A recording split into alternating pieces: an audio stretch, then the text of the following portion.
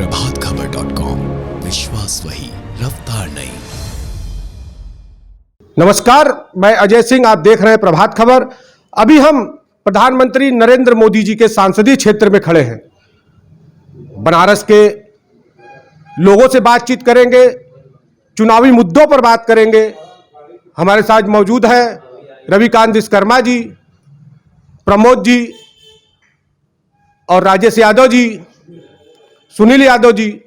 आइए हम इनसे बात करते हैं और चुनावी मुद्दों के बारे में बात करते हैं। आगामी चुनाव का ऐलान हो चुका है, तारीखें आ चुकी हैं, इस पर इनसे बात करते हैं, इनकी राय जानते हैं कि सत्ता पक्ष 5 साल में क्या हुआ और आगे क्या होना चाहिए।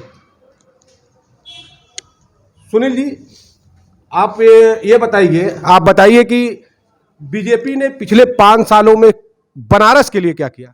बनारस के लिए तो बहुत कुछ किया। कॉरिडोर बना, बाबतपुर एयरपोर्ट का रिंग रोड बना और तमाम ही स्मार्ट सिटी बनी। बहुत कुछ किया है, ये आपके सामने है, प्रत्यक्ष है। गोदौलिया चौराहे से लेके आप चले जाइए दशाश्वमेध घाट तक, घाटों का निर्माण किया, क्रूज़ दिया प्रधानमंत्री मोदी जी के तत्वाधान में। बनारस की जनता क्या मांग करती है, क्या चाहती है, अगली सत्ता किसकी होगी। बनारस की जनता तो बीजेपी को चाहती है, माननीय योगी आदित्यनाथ के। रवि जी, आप बताइए जी, इस चुनावी मुद्दों पर कुछ 5 साल में क्या समीकरण रहा बीजेपी का। हमारे साथी ने बोला कि बनारस में यहाँ के सांसद ने फला चीज़ दिया।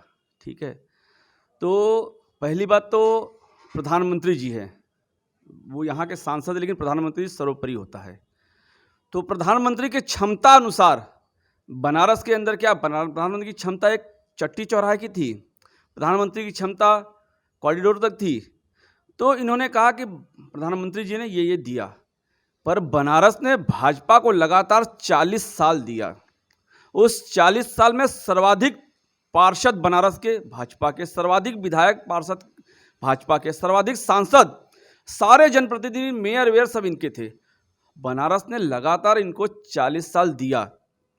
अभी जाके 6-7 सालों में इन्होंने थोड़ा बहुत दिया। और ये विकास का पैमाना क्या मानते हैं? अगर ये कहते हैं हमने बनारस में विकास किया, तो क्या बनारस में कोई बहुत बड़ा विश्वविद्यालय या महाविद्यालय खुला? नहीं। कोई बहुत बड़ी फैक्ट्री खुली जिसमें लाखों नौजवानों को रोजगार मिले? नहीं। इन्होंने DLW का नाम बदल के BLW कर दिया। तो ये लोग नाम बदलने वाले हैं, न कि काम करने वाले। मैं भी राम का भक्त हूँ, लेकिन राम राम की जगह पर है, काम काम की जगह पर होना चाहिए। इसलिए ये लोगों को रोजगार की बात नहीं करते, ये लोगों को धर्म में ढकेलना चाहते। तो डॉक्टर लोहिया ने कहा था कि राजनीति में धर्म होना चाहिए, लेकिन धर्म में राजनीति नहीं होना चाहिए। तो ये लोग धर्म में राजनीति करते हैं, जिसका हम लोग हमेशा विरोध करते। और रही बात नौजवानों को रोजगार देने की बात, ये अगर आज नौजवान रोजगार में रहता तो ये इतना आसानी से उसको गुमराह नहीं कर पाते हैं। इसलिए नौजवान बेरोजगार है और आने वाले चुनाव में अपने समय का इंतजार कर रहा है। जिस तरीके से इन्होंने लोगों के रोजगार पर, शिक्षा पर, स्वास्थ्य पर बुलडोजर चलाने का काम किया, उसी तरह मतदाता अपने मत के द्वारा इन पर भी अपने बुलडोजर चलाने का काम करेंगे। आइए बात करते हैं प्रमोद जी से। प्रमोद जी, आप बताइए इस सत्ता पक्ष पिछले 5 साल में क्या क्या उपलब्धियां रही। 5 साल में सबसे उपलब्धियां थी कि बिजली का बिल महंगा हो गया, उत्तर प्रदेश में सबसे ज़्यादा नौजवान बेरोजगार हो गए, महंगाई चरम सीमा पे है। आप देखिए, पहले सिलेंडर मिलता था 525 रुपये का, अब सिलेंडर मिल रहा है 1000 रुपये का। महंगाई और बेरोजगारी उत्तर प्रदेश का मुख्य मुद्दा चुनाव में होगा। और बनारस की स्थिति आप देख लिए, जो आप कह रहे कॉरिडोर की बात, वहाँ मॉल बना है, मॉल बना है, मॉल, मैं बोल रहा हूँ मॉल बना है। वो ऐसा कोई काम नहीं हुआ जिससे बहुत प्रशंसा की जाए। ये मॉल बना है, मॉल बना है, जिससे बहुत ज़्यादा काशीवासियों को लाभ तो मिलेगा। दर्शनार्थी का बाबा विश्वनाथ की नगरी पूरे विश्व की नगरी है, पूरे जानी जाती है, किसी के कहने से नहीं होता है।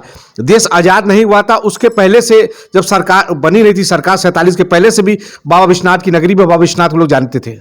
कोविड काल से लेकर अब तक फ्री राशन मिल रहे हैं। अब कोविड काल के राशन मिले, आप देखिए पेट्रोल पंप कितना था, पेट्रोल था 72 रुपया, 100 रुपया हो गया।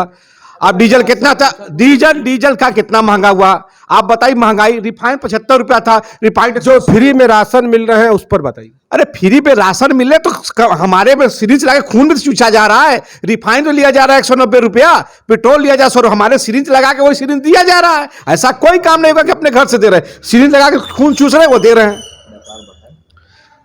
व्यापार कहाँ व्यापार बड़ा बताइए। अगर कोई आप गोसाथ में पे पूरे आप सड़क पे घूमिए, अगर किसी दुकान में दिखा दीजिए, अगर 5 आदमी अगर दुकान के अंदर बैठे हो तो बता दीजिए सब रो रहा है राम राम। आप देखें, अरे किसी सेल टैक्स वाले आ रहे हैं तो करा भाई खाता ले जाओ, जब खाता भाई नहीं तो हिसाब कैसे होगा। जब मेरे कस्टमर नहीं आ रहे तो हम कहां से टैक्स देंगे।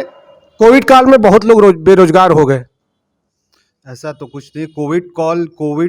कोविड ऐसा चीज़ है पूरे दुनिया पर ही है, और ये महंगाई जो है ये पूरे विश्व स्तर से है, न कि पर्टिकुलर ये इंडिया के लिए है। प्रभातखबर.com, विश्वास वही, रफ्तार नहीं।